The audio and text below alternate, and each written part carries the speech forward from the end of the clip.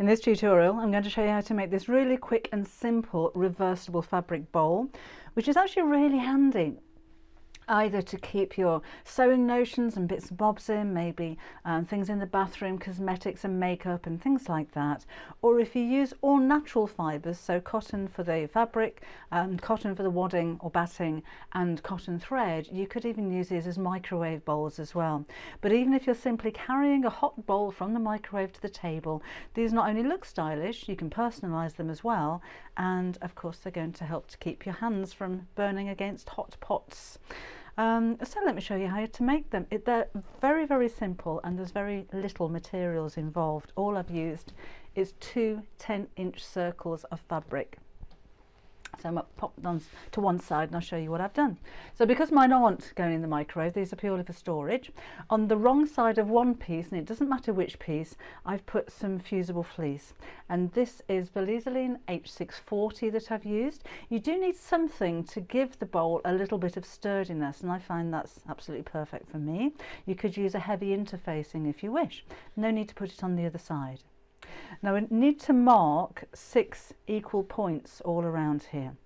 So if you have a ruler with a 60-degree mark on it, like this one, that's absolutely perfect. If you don't, I'm going to show you a different way of doing it.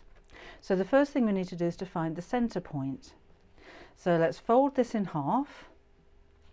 And because I've got the the fleece on the back, I'm not going to be able to crease that accurately. So I'm going to put a mark, and I'm using a Sharpie pen on this side because the ink isn't going to soak through to the fabric side. Don't use a Sharpie pen on the lining fabric because you will see it on the right side. Then I'm going to draw a line straight across. I still need to find the center point, so let's fold this in half again, match up those two center lines, and I'm just going to put a mark across here. So that again is right in the center. Then we need to divide each one of these parts into 3. So this is why your 60-degree ruler is ideal. So let's put the 60-degree mark here across the line that I've just drawn and match the end to the center, and I can draw a line straight across. I'm going to turn this around and put this line against my 60-degree mark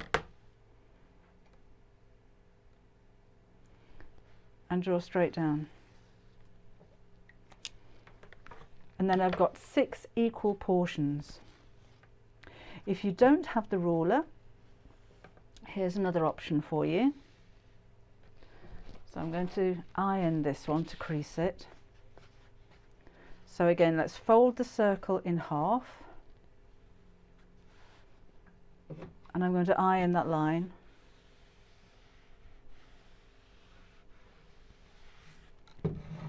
And then to fold this into thirds, first of all I'm going to mark the center. So there's my center point. Then I need to wrap one side over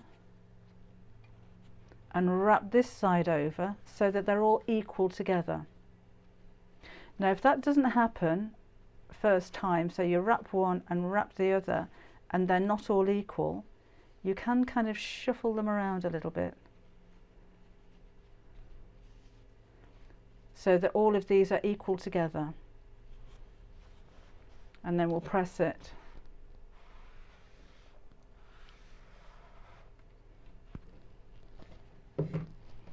So when I open up my circle now,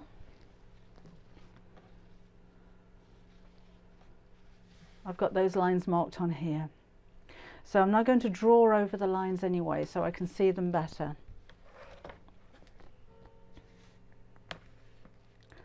So this time I'm using a heat erasable pen, which is fine to use on the wrong side of your fabric. This is one of those pens that if you're using it on the right side, you need to test first because they're not really designed for fabric and it can bleach a little bit.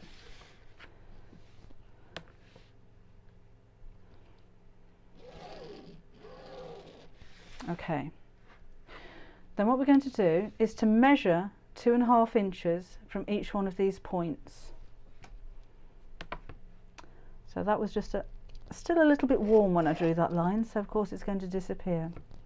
So 2.5 inches here, and from this side 2.5 inches. 2.5 inches, and 2.5 inches.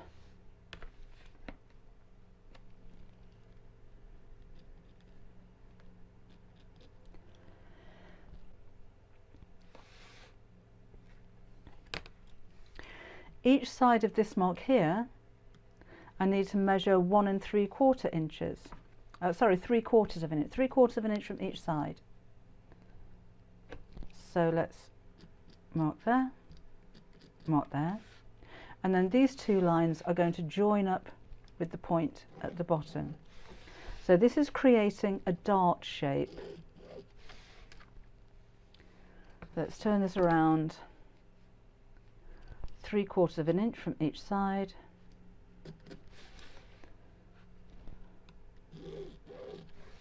Now, if you make up one bowl and you realise that you want it to be a little bit more narrower at the top, you can increase the size of these, and it'll make the bowl a little bit more stand up. So you're not wasting very much fabric if you just make up bowls and then decide that you want to change them. So you can alter these to create the different shapes of bowl.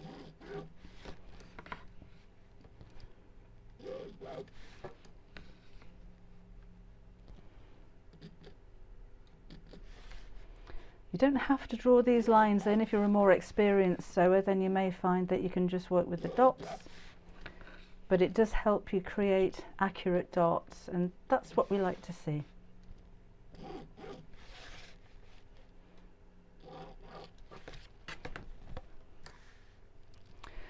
Then we need to do the same on this piece as well. So I'll go back to my Sharpie. So again, we're going to measure 2.5 inches down and then put the darts in.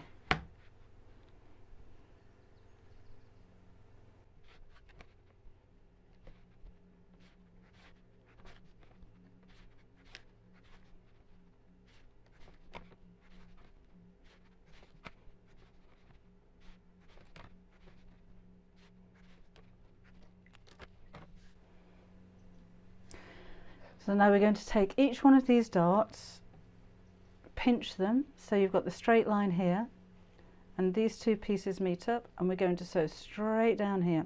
And I like to sew and then just reverse back along the fold a little bit.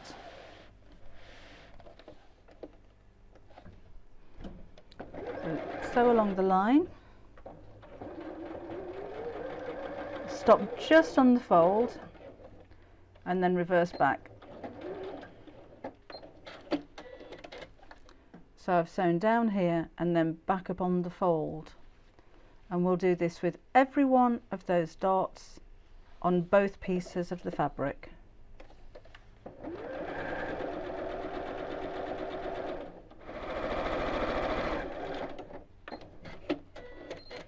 Right, so that is all of the little darts sewn in, so you can see the shape of the bowl now. Now at this point, if you think, well actually I wanted that to be a little bit narrower, a little bit taller, you can increase the size of those darts, and that'll bring the whole of the side of the bowl upwards. But I think this is quite a nice shape. So what we need to do now is to put the lining and the outside, right sides together.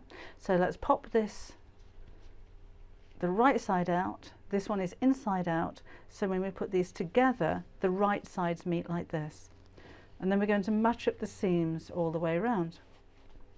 I'm not going to press these open or anything. When I come to a seam, I'm going to squish these in opposite directions as I sew.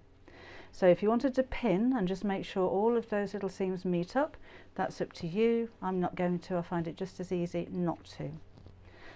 So quite close to the edge, so at least or at the most 1/4 inch or 6mm seam allowance, and we're just going to sew right around the edge all the way around.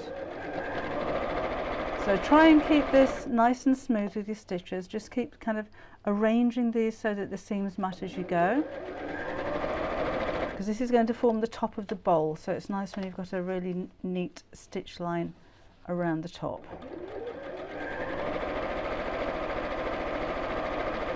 So again, I like to just keep matching up these seams as I go. Squish that the other way.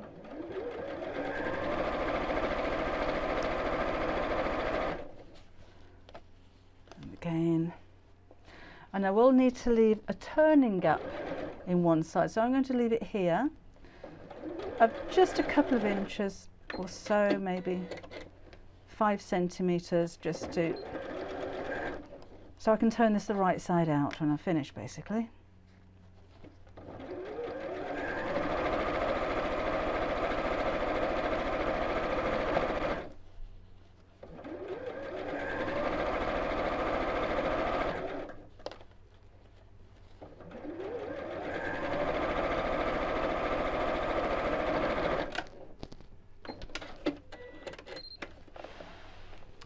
Okay, so let's turn this through the gap.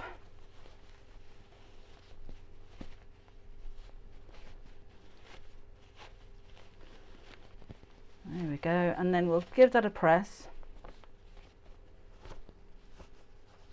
just to make sure that the seam is right on the top, and then I'm going to top stitch around it.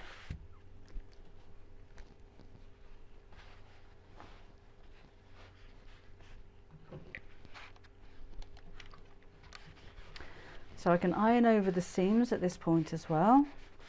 Let's open this up a little. These little irons come in very handy as well when you're doing smaller projects like this. Now we are folding the fleece over at the same time, so it may seem a little bulky around that seam, but that's fine.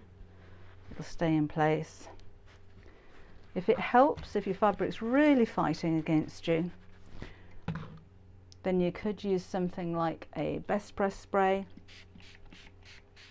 or spray starch, just to help to hold that in place as you go.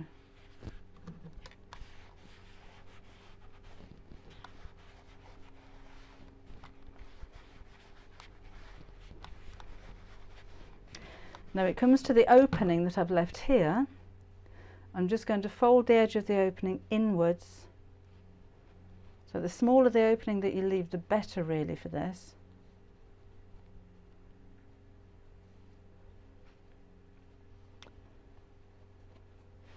And again, I'll give that a press.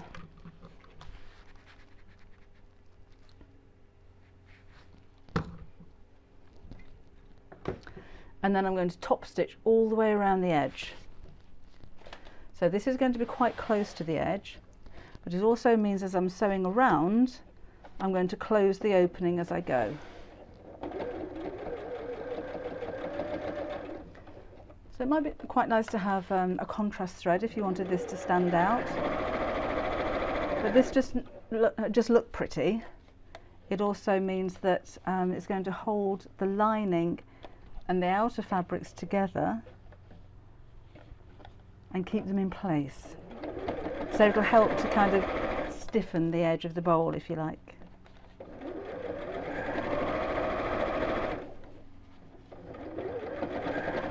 So that is my little bowl finished, and again you can flip it inside out so that you've got a different look.